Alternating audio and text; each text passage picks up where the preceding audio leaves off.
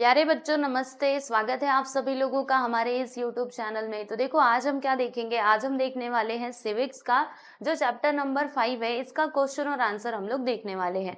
तो चलिए फिर हम शुरू करें। आप लोगों को बता देना चाहती हूँ कि इसके एक्सप्लेनेशन का वीडियो ऑलरेडी मैंने अपलोड कर दिया है, तो प्लेलिस्ट में जाकर के आप सारे वीडियोस को देख सकते हो। ठीक है, आपके सारे चैप्टर्स कंप्लीट हो चुके हैं, geography, civics, each and everything. ठीक है, तो चलो पहला क्वेश्चन देखते हैं। देखो प्यारे बच्चों, इसमें क्या लिखा हुआ है कि आंसर इन वन सेंटेंस, यानी कि एक सेंटेंस में आप सभी लोगों को आंसर लिखना है। तो पहला क्वेश्चन है कि who heads the district administration, यानी कि जो डिस्ट्रिक्ट एडमिनिस्ट्रेशन है उसका मुख्य कौन होता है, प्रमुख कौन होता है, कौन कार्यभार संभालता है। तो देखिएगा, जो हमारे डिस्ट्रिक्ट कलेक्टर होते हैं, बराबर, यही होते हैं हेड द डिस्ट्रिक्ट एडमिनिस्ट्रेशन, यानी डिस्ट्रिक्ट एडमिनिस्ट्रेशन का जो प्रमुख होता है, जो उसका कार्यभार संभालता है, वो कौन है, डिस्ट्रिक्ट कलेक्टर। ठीक है, अगला सवाल है कि what is the responsibility of the tehsildar, यानी जो तहसीलदार होते हैं, जैसे हमने पढ़ा था ना कि हर तहसील में एक तहसीलदार होते हैं, तो अब इनकी रिस्पॉन्सिबिलिटी क्या होती है प्यारे दोस्तों। तो देखिएगा, as a judicial officer he gives judgement to resolve conflicts at the local level, यानी लोकल लेवल पे जो भी कॉन्फ्लिक्ट्स होते हैं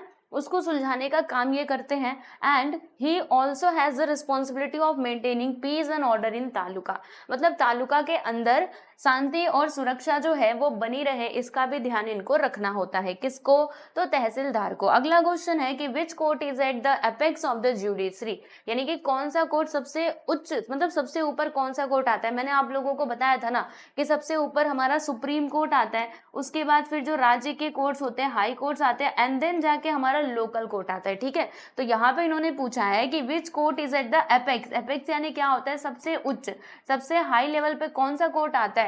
तो सबसे हाई लेवल पे हमारा सुप्रीम कोर्ट आ जाता है। तो देखो इसका आंसर हम लिखेंगे, the supreme court of India is at the apex of the judiciary. ठीक है, अगला क्वेश्चन यहाँ पर हम देखेंगे, फोर्थ क्वेश्चन क्या लिखा है कि which disaster can be forewarned about, मतलब कौन सा डिजास्टर है स्टूडेंट जिसके बारे में हमें पहले से ही पता चल सकता है।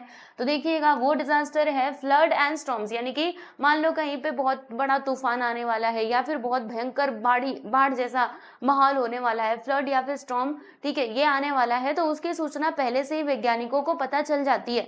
ठीक है, उनको पता चल जाता है कि ये समुद्र में अभी ये तूफान उठा है और इतने घंटे बाद ये भारत तक पहुंचेगा, भारत के इस राज्य में ये इतने बजे पहुंचेगा, है ना। आप लोग न्यूज में भी देखते होंगे, तो कौन कौन से ऐसे डिजास्टर है जिनका मालूम पहले से ही पड़ जाता है, तो फ्लड्स एंड स्टॉर्म्स। ठीक है, सेकेंड क्वेश्चन है मैच द फॉलोइंग, तो ऑलरेडी यहाँ पे मैच किया हुआ है। डिस्ट्रिक्ट कलेक्टर क्या होता है, इनका काम maintaining law and order, law and order को मेंटेन करना।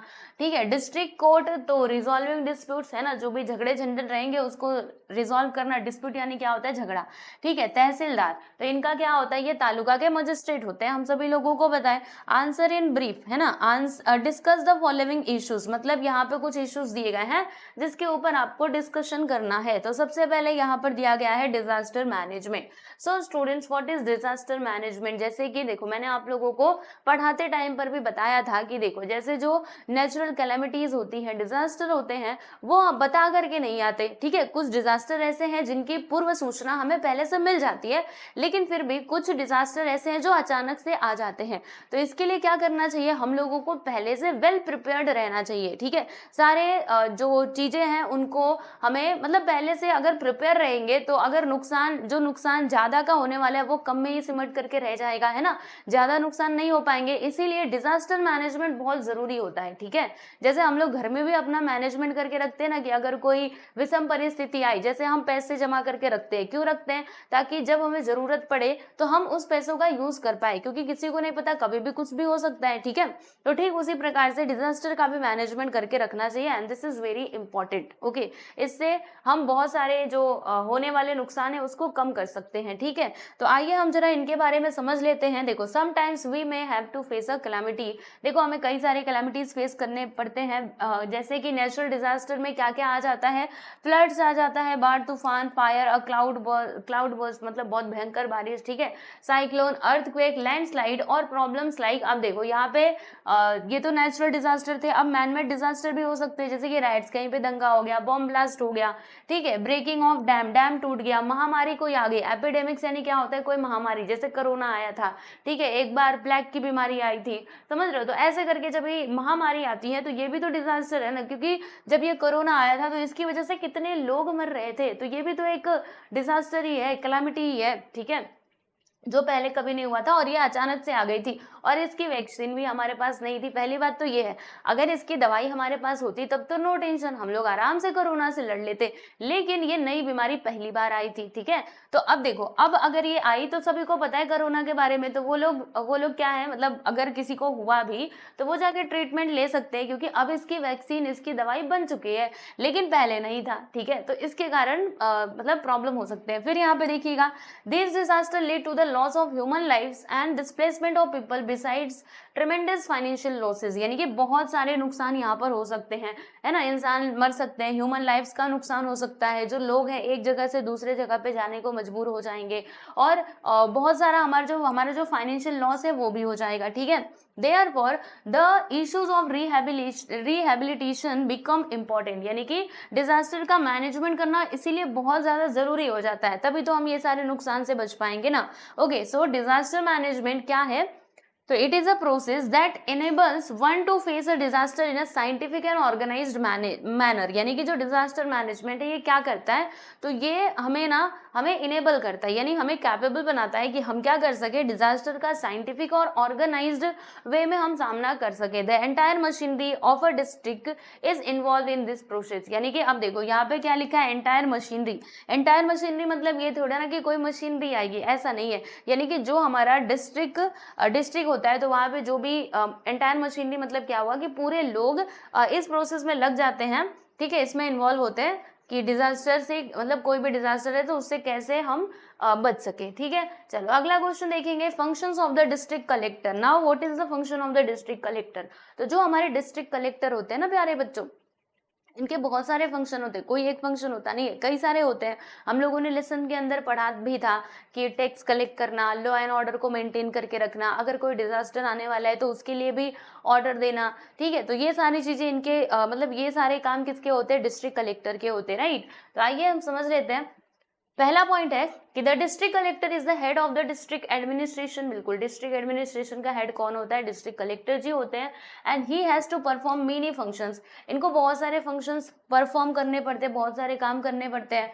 Collecting agriculture tax to maintaining law and order in the district to ensure smooth conduct of election and disaster management, यानी कि देखो क्या क्या करना, एग्रीकल्चरल टैक्स जो है उसको कलेक्ट करना, फिर मतलब प्रॉपरली जो इलेक्शन है वो अच्छे से हो पाए इसकी भी देखरेख करना, एंड डिजास्टर मैनेजमेंट करना भी इन्हीं की जिम्मेदारी होती है। तो देख रहे हो इनके कितने काम होते हैं।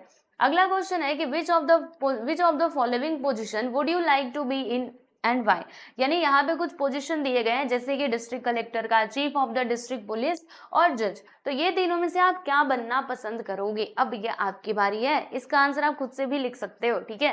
देखो आपको बताना है आप क्या बनना चाहते हो और क्यों बनना चाहते हो। अगर आपको मौका मिले तो आप डिस्ट्रिक्ट कलेक्टर बनेंगे, या फिर chief of the district police बनना पसंद करेंगे, या फिर जज बनना चाहेंगे। चलिए आप बताइएगा, ठीक है। मैंने तो यहाँ पे डिस्ट्रिक्ट पुलिस के बारे में लिख दिया है, बाकी आप देख लो अपने हिसाब से, जिसको डिस्ट्रिक्ट कलेक्टर बनना है वो यहाँ पे डिस्ट्रिक्ट कलेक्टर लिख लेगा, जिसको जज बनने का मन कर रहा है वो जज लिख लेगा, ठीक है। तो वो आपके ऊपर है क्या लिखना है। चलो अब मैं आपको ये पुलिस के हिसाब से बना देती हूँ, मतलब मुझे पुलिस बनना है, ठीक है, डिस्ट्रिक्ट पुलिस। तो मैं क्या बनना पसंद करूंगी, I would like to be the chief of the district police, ठीक है। डिस्ट्रिक्ट पुलिस का मैं चीफ बनना पसंद करूंगी। एंड फिर मेरा चाइल्डहुड से ड्रीम क्या था, कि मेरा नहीं किसी बच्चे का, ठीक है, आप मतलब आप में से किसी बच्चे का होगा, ओके, कि वो डिस्ट्रिक्ट पुलिस में जाना पसंद करेंगे, ठीक है, उसका चीफ बनना पसंद करेंगे। और क्योंकि ये चाइल्डहुड से ही, जब वो बचपन में था वो बच्चा, ठीक है, तो उसका पहले से ही ड्रीम था, है ना। बच्चे से अभी नॉर्मली अगर पूछो, छोटा बच्चा रहेगा ना, आप देखना पहली दूसरी का, आप उससे पूछना बताओ बाबू बड़े होकर के क्या बनोगे, तो वो कहेगा कि मैं तो पुलिस बनूंगा, है ना। मतलब बच्चे जो है ना पुलिस से बड़ा इंस्पायर होते हैं, ठीक है। तो ये बच्चा भी बड़ा पुलिस से इंस्पायर था, इसको बचपन से ही लगता था मैं तो पुलिस बनूंगा, ठीक है। तो वही कह रहा है कि मेरा बचपन से ये ड्रीम था, मेरा सपना था कि मुझे पुलिस बनना है। I would like to maintain law and order in the society and provide people a sense of security, यानी कि मतलब मैं क्या करना चाहूंगा कि मैं मतलब अपने सोसाइटी में लॉ एंड ऑर्डर को मेंटेन करके रखूं और लोगों को सिक्योरिटी प्रोवाइड करूं। I have the quality of patriotism and determination which are vital to join the police service. देखो प्यारे दोस्तों, जैसे आप ना कोई भी गवर्नमेंट सर्विस ज्वाइन करना चाहते हो ना, तो सबसे पहली चीज तो आपके अंदर होना चाहिए पेट्रियोटिज्म। ठीक है, पेट्रियोटिज्म का मतलब क्या होता है? देशभक्ति, राष्ट्र प्रेम आपके अंदर होना चाहिए, तभी तो आप देश की, क्योंकि आप गवर्नमेंट सर्वेंट बन रहे हो, यानी आपको देश की सेवा करनी है, चाहे वो पुलिस में जाए या फिर कोई बॉर्डर पे जाए लड़ाई करने के लिए, या फिर कहीं भी अगर आप गवर्नमेंट सेक्टर में जा रहे हो, मतलब कहीं ना कहीं आपके अंदर देश प्रेम तो होना चाहिए। तो ये बच्चा वही कहता है कि मेरे अंदर क्या है? पेट्रियोटिज्म है, यानी कि मेरे अंदर राष्ट्र प्रेम भी है, डिटर्मिनेशन भी है। ठीक है, हमें मेरे पास ग्रेट डिटर्मिनेशन भी है अपने काम को करने का। So I will work for my fitness too and serve my country with total commitment, और मैं अपनी फिटनेस को ध्यान में रख करके उसके भी ऊपर काम करूंगा, और फिर मैं अपने कंट्री की सेवा भी करूंगा। This is my commitment. ठीक है, तो ये कौन सा बच्चा है? चलो कोई तो होगा, है ना ऐसा। आप क्या बनना चाहते हो? आप अपने बारे में बता देना। ठीक है, तो देखो यहाँ पर आपका ये जो चैप्टर था, चैप्टर नंबर 5, ये पूरा कंप्लीट होता है। अब मैं आप लोगों को बताऊं प्यारे बच्चों, देखो क्लास 6 का ज्योग्राफी, सिविक्स, हिस्ट्री, ठीक है, तो सारे के सारे चैप्टर्स के क्वेश्चन आंसर्स प्लस एक्सप्लेनेशंस और सब चीज आपका अपलोड हो चुका है। ठीक है, तो आप लोग प्लेलिस्ट में जाइए, जाकर के वीडियोस देखिए।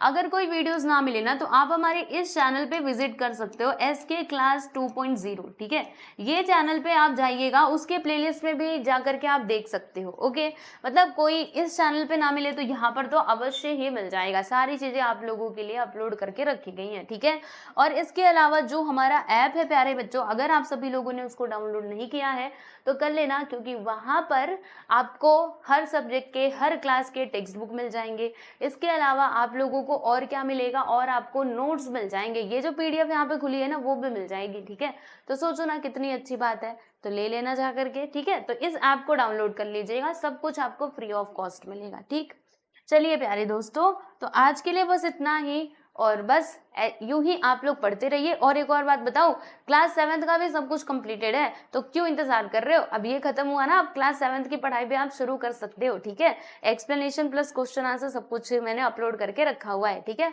तो चलो बस आज के लिए इतना ही, मिलते हैं नेक्स्ट वीडियो में। सभी को नमस्ते।